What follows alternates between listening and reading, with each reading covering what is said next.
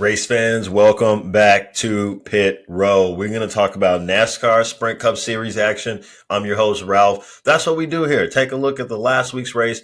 Take a look at the action that we will see coming up on the next Sunday race and preview that, all with the idea that we're going to build this podcast to be an accompaniment to the other Tiger Bomb podcasts that we do for sports. So baseball and football, where we attack these contests on daily fantasy sites and play and try to have fun and win at the same time.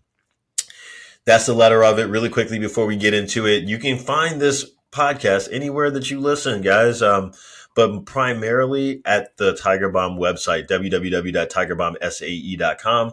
If you click on the Pit Row page, you can listen to this podcast there. You can watch it there via YouTube. But if you want to search for it on YouTube, you can find us on YouTube the same way as you can find us on Facebook, the same way as you can find us on X, the very same way that you can find us anywhere that you listen to podcasts, so Spotify, Stitcher, iTunes, iHeart, whatever. You're just going to search for Tiger Bomb Sports Audio Entertainment.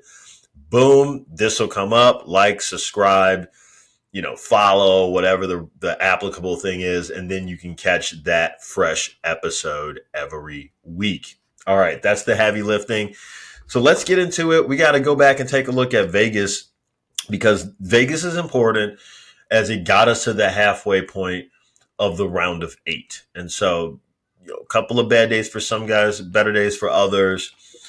But we'll take a look at Vegas really quickly. So Larson will start inside and Bell on the outside up in the pole, and we go green. Bell gets a nice jump early. And he clears Larson easily, who goes to second. Byron challenging on the inside, though, right away. So Bell and Larson up top. Larson is fast. He was fast all day. He darts down and takes the lead easy on the inside lane. Truex and Byron racing for third at this point. Boucher's behind them, followed by Bowman. Disappointing day for Boucher. Wallace, Chastain, and Blaney racing hard at 8, 9, and 10. Not a lot of grip up top. Byron actually slammed into the wall just a little bit. Bottom and middle, though, earlier where the grip is at in Vegas here. So due to track condition, lap 29 now, and Bell able to pass and reclaim the lead at this point in the race. So we get into our green flag pits. Larson comes in. Busch brings it in also. And basically, Bell is still out there for the moment. Now, 80 in the stage at this point. And 80 in the stage as a complete stage. But at this point, we're at lap 36 of the race. And Truex and Bell, the teammates, finally come in together, those Toyotas. Larson back out front as we continue to cycle through the pit cycle. So lap 47 at this point in our order is going to be Larson, Bell, Truex, Blaney, Byron, Bowman, Busch, Hamlin, Boucher, Almirola now. Lap 66, we get a caution. This is due to Eric Jones. He brings the caution out. He has damage to the right rear. That would be a theme of the day. Much of the same order at this point, though. Most everyone come to pit road for fresh tires. Bell just takes 2 right now. Larson on the outside and Bell on the inside for the restart after that caution. So we go green again. Brad K and Reddick are behind them. Door to door up front. Larson clears Bell on his fresh 4 tires versus Bell's 2. Some 3 wide back in the pack now. That will continue to be a theme for the day. 5 to go on the stage, and the order becomes Larson, Bell, Brad K, Reddick, Blaney, Truex, Busch, Hamlin, Byron, and Harvick now. Larson takes the stage. So Boucher is the only playoff driver who didn't get points in the stage. Not great news for him. He finished 16th. Truex did not pit at all, and this would be the thing that kind of do him in on this day. His team just stays out there. They don't come to pit road. LaJoy takes no tires, but he comes down, so he actually moves up 28 spots off pit road.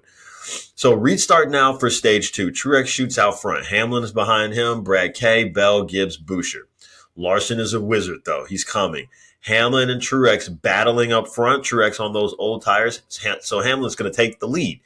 Truex trailing back now that he's off that fresh air. He's dropping further and further. 6 now. He's out there on the old tires, and once he gets back into the pack, he's getting eaten up. So now 8th at this point. We're just going a lap and watching him just drop further and further back.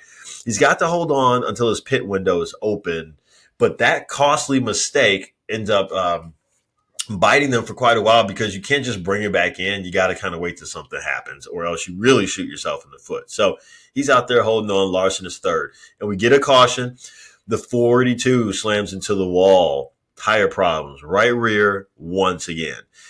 That caution, big help for Truex, as we mentioned. So we go green again with Larson and Brad K up front, lap 38 in stage of 85. Brad K clears the 5 and hops up in front of him. 22 kissing the 45 now. Got to leave a little more room. Brad K, Larson, Bell, Byron, Busch, Hamlin now is the order. Larson slams the wall hard. He saves it and keeps racing, but he slammed the wall hard. Wow, he killed the tires, but that was pretty much it, guys. He just killed the tires. Right rear clips that wall, and he just keeps driving. The 48 into the wall now. He turns into traffic, so we'll get a caution there. The 48 is very damaged, and they'll have to sort that out. So for Bowman. Now let's go green again. 16 to go in stage 2 at this point. Byron and Brad K battling up front. 3 wide for third, though. That's interesting. But Larson is coming again. He's second now. So Brad K, Larson, Byron, Chastain's moving, and Bell behind him. Larson claims the lead now. 8 to go in the stage. Larson trying to sweep stages 1 and 2 at this point. And Larson is running well up front. And he takes the stage. Valuable playoff points for him, among others. He was racking them up all day.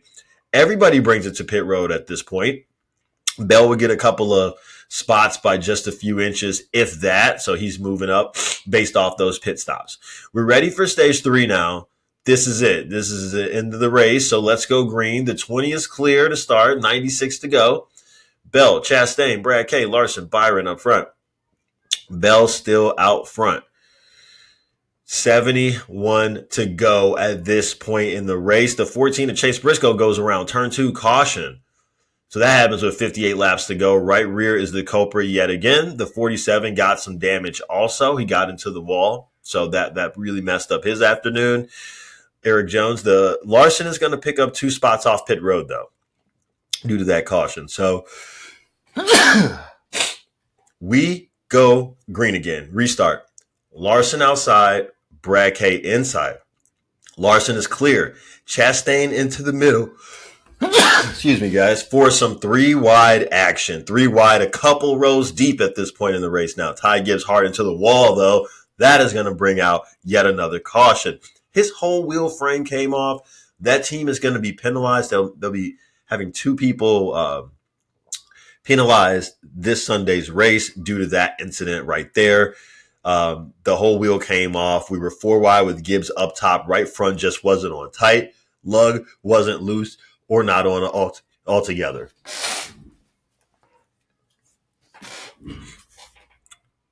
All right. So Larson inside, Brad K outside, and we go restart here. 45 to go in the race. 3 wide again into turn 1. Larson clears. He's out front.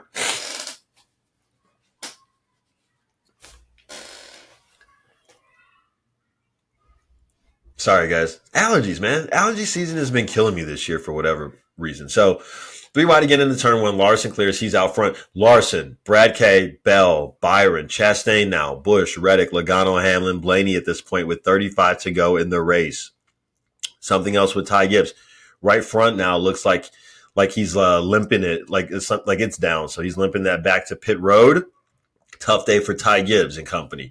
Brad K and Bell still battling for second. Bell overtakes him. 22 to go now. Larson catching lap traffic, though. He's still fast out front. He's got more than a second lead on second place.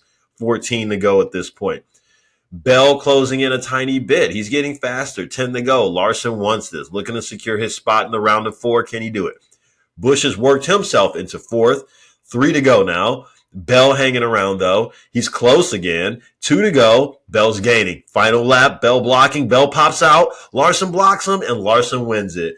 Thrilling end to that one there in Vegas. Larson wins. He's in the championship 4. That 20 made it hard as hell, that's for sure. Score 1 more for Hendrick, though. 4th win this year for Larson and the 5.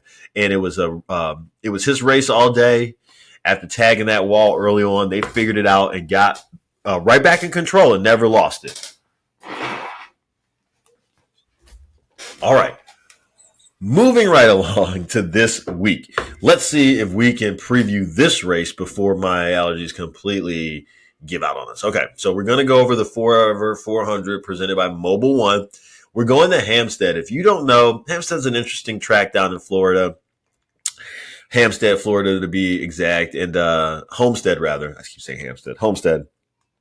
And they used to run the championship race here. So it's been moved to Phoenix, obviously, but for years it was here.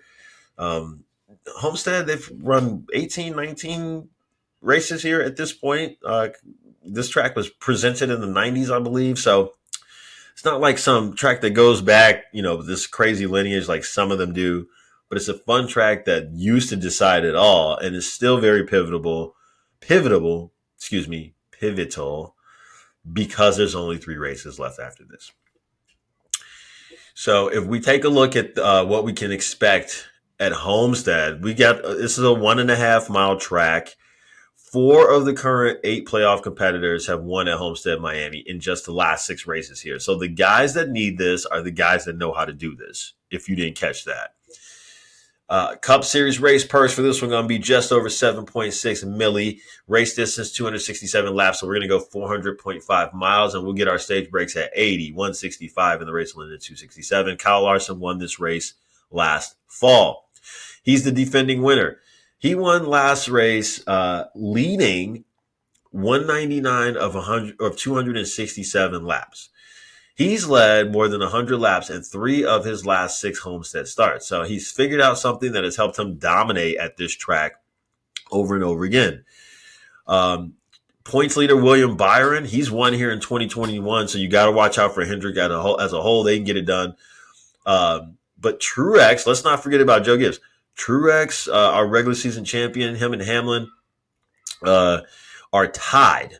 So you got to consider that for this race. Only 2 points up from their teammate, Bell, who's 5th in the playoff standing. So they are just above him. Bell is right there on their heels. And so those cars will be racing each other tougher than you'd expect this Sunday. 2311's Tyler Reddick is 6th. So 6th in the point standing. 16 points off the top 4, so he's within spitting distance. He's right there, and Blaney's behind him. Luckily for Blaney, they took back the penalty, and so he's not going to be negative playoff points, but he's still got some work to do. Boucher's 23 below. 23 below. So he's got some work to do with only this week and next week to see which 4 drivers will make it to that last race in championship contention. So it's not been a great track for him, but Boucher has also taken a lot of first steps this year. I don't think it's impossible that he does it here, but he's got his back against the wall for sure. Hamlin, he didn't finish in the top 10 only 6 times in his 18 races here. So all the races here, I said 18 or 19, I guess it's 18. On all the races here, he only didn't finish in the top 10 6 times. So that means 12 of those times that he did. And he was 7th in last year's race. So recent history with the next-gen car, right in line with where he has been traditionally. He started first in 5 of the last 6 Homestead races. So we'll have to see if he's strong off the pole. But that's some guys that I'm considering who can run well, can run a lot of laps up front, be a leader at most points of the day. Is not impossible to ask, and so you've got to have some considerable interest in Hamlin this weekend. Kyle Busch out of the playoffs, but he is, along with Hamlin, the only driver to have multi Homestead NASCAR Cup Series wins, and so he won in 15 and 19. I think Hamlin's actually won 3 times. He's the only triple winner. But you got to look out for Kyle Busch. He's out there, and he should be racing well with familiarity with this track. Success, no matter who he's racing with. Reddick, in particular, has got good history at this track. Back-to-back NASCAR Xfinity Series races here in 18 and 19. That helped him claim back-to-back series championships. So he knows about coming here to close it down and win the whole thing. He did it driving for 2 different teams, too, JR Motorsports and Richard Childress. So, again, just his familiarity as a driver, his skill set, putting him in position with multiple teams. And so you got to say again with Joe Gibbs, which is a better team, I would argue or submit that he's going to be in a better spot. So we really like Reddick. Now Martin Truex Jr., you got to have some interest in him. He does pretty well at Homestead. And the thing about it though is he was passed for the win in 3 of the last 5 Homestead races. I don't say that to take it away from him. I say that to say that he was right there for the win in the last 3 of the 5 Homestead races. So this is, again, somebody that we've got to have some interest in. As far as setup goes, Goodyear will run the same tire setup at Homestead that was used at last year's playoff race. So there's some familiarity there for the teams. This is one of the highest tire wear tracks on the circuit. It's really right up there with Darlington. The track surface called abrasive at times, and it definitely lends itself to parts of the race where one person is dominant, but then they fall back and somebody else is dominant. I mean, there's going to be an ebb and a flow to it, I would assume, throughout the race. Same tire setup that they used at the Coca-Cola 600 in Darlington this season. So if you're looking for familiarity, there is where you would find it. And then the right side tire itself was used at all the intermediate tracks this season. Cup teams are going to get 1 set for practice, 1 set for qualifying, and then you got 9 sets for Sunday's race. So outside of the guys that we've mentioned already, I do want to take some time and mention one guy in particular that I think is a salary saver that's going to help us in DraftKings, and that's Kevin Harvick. I know he's not racing for a championship. He's got 30-1 odds to win, though. Harvick has he's only won Homestead once. And so you've got to be thinking, why are we considering this guy? And he hasn't even been having a good year, basically. But he won in 2014 that inaugural championship 4 battle. And that was for the championship because that's where I said they ended the season at that point. But he has just 1 finish outside the top 10. So he only has that 1 victory, but he's got only 1 finish outside of the top 10. That was 26th in 2020 at Homestead. Every other time he's been in the top 10. We just talked about how many races they raced there. So do the math. At one point, he actually had a 12-race streak of consecutive top 10s. So these are all numbers that should jump off at you. His salary is somebody that we should push in there. He's averaging a finish of 7.3. That's the best in the field here. And he finished 8th last season with comparable speed to what he's doing this year. So you put him in there, that's going to make a lot of things fit in the lineup. But I'm going to try to do a couple of different lineups. I think you make Hamlin one captain, Larson the other. You put a Harvick in both of them. And then you mix it up from there. I definitely want my exposure to Truex. I want my exposure to Reddick. I want my exposure primarily to those guys. But I mentioned Boucher as well. You may want exposure to some other guys too. William Byron. I want some exposure to Blaney because he's desperate. But the basis of what I'm doing is going to be what won last week on DraftKings. It wasn't the Cup Series stuff, but my Xfinity Series lineup, which I always do as well. I just don't put as much research into those. But Xfinity worked out because of the formula. Let's pay up for one expensive guy, maybe 2, but you've got to find value down at the bottom to make these lineups work. And so the reason why we were able to cash 3 times our investment for Xfinity Series last week was because we found the value at the bottom. We found the volume at the bottom.